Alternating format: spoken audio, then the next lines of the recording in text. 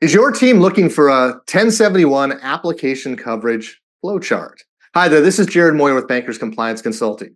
Well, our team has been working on putting together a flowchart to help your team out with Section 1071. Today, I want to share that solution with all of you in hopes that it might make your lives just a little bit easier as it relates to implementation and ultimately carrying out the mission that is 1071.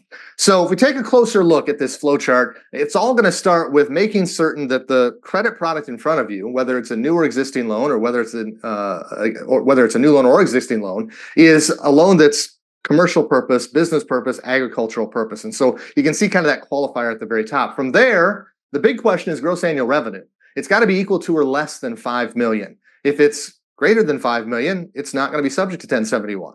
If it's going to be equal to or less than that threshold number, and we don't need to have it nailed down. That's something we get into in the training. I'll talk to you more about that in just a moment. But that's what leads us on our journey to determine whether or not the loan is actually going to be subject to Section 1071. Now, why the need for a flowchart?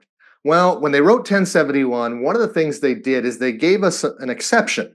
An exception to 1071 is something that's HMDA reportable.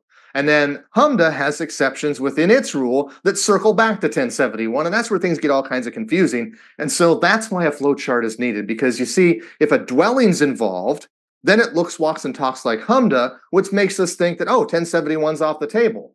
But remember that HMDA has some things that say, oh, nope, we don't want that, and then that sends it right back to 1071. And here's the other thing. Whether you're a HMDA reporter or not, it doesn't matter.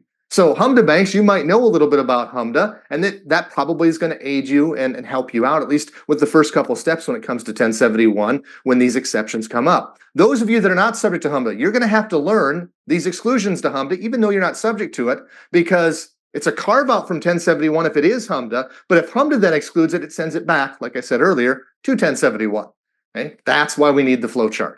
We also have another tool called an application matrix. They're similar, but just different ways of trying to approach it and get to the same thing. We know sometimes you need to look at requirements from different angles, and that's what we're trying to do with these solutions.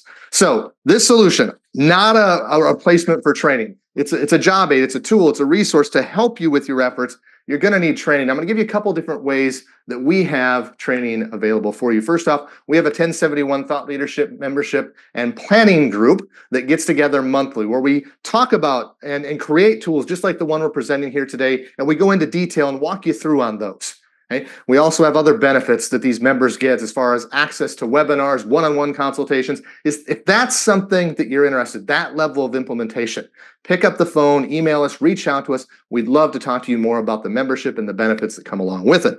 Now, if you're just looking for training, we have you covered there too. Obviously, the members get access to the training, but if you're just looking for the a la carte along the way, we have a menu that includes things that we've done on demand, as well as things that are coming up live around the corner. And we also have some things that we're working on back in the shop that will soon be part of the menu as we continue on the implementation role here. So lots of different ways to get training in front of your team. Now, what about questions along the way?